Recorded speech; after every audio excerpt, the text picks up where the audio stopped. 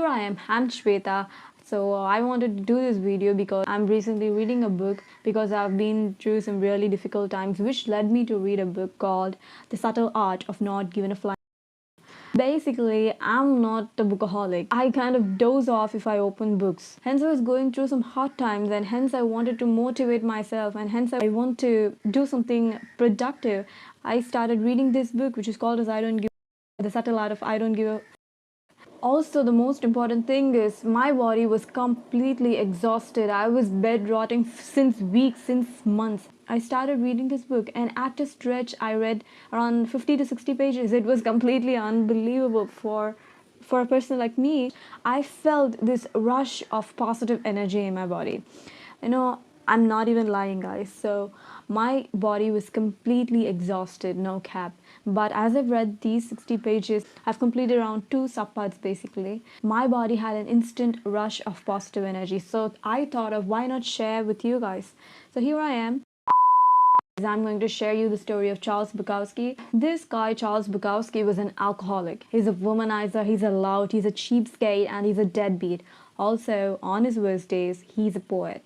And also, he's the last person on earth whom you go to get advice from. Alright? And this is why he's a perfect place to start. And this guy, Bukowski, basically had a passion for writing. He wanted to be a writer. He wanted to be a poet. Guys, for decades, his work was rejected by almost everyone. From the publishing companies to the agents, his work was completely rejected by everyone. These companies, these people called his work shit, disgusting, depraved, boring, and all this kind of stuff. Since he was rejected by almost every single person on this planet, he was unable to tolerate the failure, and this pushed him into alcohol-fueled depression. So basically, this guy Buckowski had also had a job. It was a day job at a post office. He just have to file up the stacks of letters. Also, he got paid shit money, which he will totally spend it on booze, and the rest of the money he will spend it on gambling. So basically, his daily routine goes as follows. He drinks every night, and sometimes he'll hammer out poetry on his old typewriter. Most of the time, he will wake up on the floor not knowing where he was, dozed off the night before due to alcohol. Charles Bukowski's 30 years went like this. He knows nothing other than post office work, gambling, drugs and alcohol. So now Charles Bukowski was 50 years old, still working at the post office for the money, still gambling, still alcoholic, still feeling like shit. So basically, guys, now something happens. An editor in a publishing firm came across Charles. So hence, this editor has developed a strange interest on this drunk loser. He offered him a job to play as a writer in this publishing firm, but this editor didn't promise much money. Hence, Charles Bukowski finally got to play as a writer. He doesn't want to lose his opportunity at all. This guy, Charles, has wrote back to the editor saying that he had 2 choices. One is at the age of 50, stay in the post office for the rest of his life and go crazy, or stay here in this publishing firm, play a writer, and starve. And Charles wrote, I decided to starve. Charles has finally signed his contract with this publishing firm as a writer, and within just 4 weeks of time, he released his first novel, and it was simply called as The Post Office. This guy, Bukowski, has become a famous novelist and a poet. He published 6 novels and hundreds of poems, selling around 2 million copies. He became really famous, and no one around him and Charles Bukowski himself was unable to believe that he has achieved something really big in his life. So he defied everyone's expectations, also his own. So despite having so much money in his life and being really famous, Bukowski was a loser. Bukowski himself knew he was a loser. He accepted that he was a loser. Bukowski didn't give a damn about success. Even after being famous, this guy was an alcoholic, and he slept with every woman he would see, and he verbally abused people in the audience. He never tried to be anything other than himself. So here comes the moral of the story. So basically, the genius in Charles Bukowski's work was not overcoming the unbelievable odds. It was a simple ability to be completely, unflinchingly honest with himself, especially the worst parts of himself. And the most important part is to share his failures without a doubt. So basically, in Charles' case, fame and success didn't make him a better person, nor being a better person made him achieve the famous and successful life. He has achieved a successful life because he was completely honest with himself. Our culture today is obsessively focused on unrealistically positive expectations. That is, rap incoming right now. Be happier, be healthier, be the best, better than the rest, be smarter, faster, richer, sexier, more popular, more productive, more envied, and more admired. Be perfect and amazing and tap out 12-carat gold nuggets before breakfast each morning while kissing your selfie-ready spouse and 2.5 kids goodbye. It doesn't end here. Then fly a helicopter to your wonderfully fulfilling job where you spend your days doing incredibly meaningful work that's likely to save the planet one day.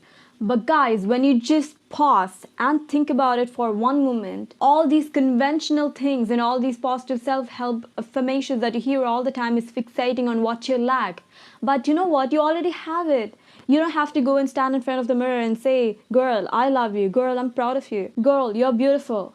Girl, you're already beautiful. You don't even have to say that. You learn about the best ways to make money because you feel like you don't have enough money already. But girl, you have a roof over your head and a food on your plate and electricity. Be happy about it. Guys, everyone and their TV commercials wants you to believe that the key to a successful life is a fancy job, a more rugged car, more money, a prettier girlfriend or a boyfriend and all those stuff. This world is constantly telling you that the path to a better life is more, more, more. You are constantly bombarded with tons and tons of messages to give a fuck about each and everything all the time. Another rap incoming. Give a fuck about having a new TV. Give a fuck about having a better vacation than your co-workers. Give a fuck about buying that new lawn ornament. Give a fuck about having the right kind of selfie stick. But bro, why? It's because it's good for that goddamn business, bro. But it's not good for your mental health. But yeah, guys, there's nothing wrong with good business, but giving too many fucks for superficial, unrealistic things is going to fuck your mind. So most importantly, guys, the key to a very peaceful and good life is not to give a fuck about more. It's to give a fuck about less. Please give your valuable fucks to which is real, important, and true. So guys, imagine that if Charles Bukowski was more involved in other people's lives and if he was not truthful to himself about his failures and darkness, he wouldn't have achieved anything. At the age of 50, he was truthful to himself, accepted himself for being a failure, and he wrote honestly about that failure, and that's what made him achieve that success. And Charles Bukowski was indeed dead, and his epitaph reads, "Don't try." So guys, I was trying to come clean. In my personal journey, it was really pathetic. I want to relate myself to Charles Bukowski's story. Basically, I'm depressed, I have anxiety. So I just can't wake up one day and say, yo, I'm alright again. I'm no longer depressed. No, it doesn't work like that. I can't deny my depression. Probably you're never going to overcome it as well. Who knows? Also, not gonna lie, I'm a loner. I have no friends. I have no interpersonal connection with my family. So basically, if I'm honest with myself, if I accept myself totally, even if I fail at a job, even if I fail at school, even if I fail at each and everything, I'm going to accept myself. And that thing is going to bring me mental peace no matter what. If you don't accept that you're a failure when you really are, if you don't accept that you have no friends, bro, that's going to stress you out. You will ruminate thinking that why don't you have friends? What's wrong with me? What's wrong with everything about me? What did I do wrong? That's what you're going to ruminate all the time. But if you accept that, yeah, I don't have friends, but who cares? Who gives a f? That's where peace starts.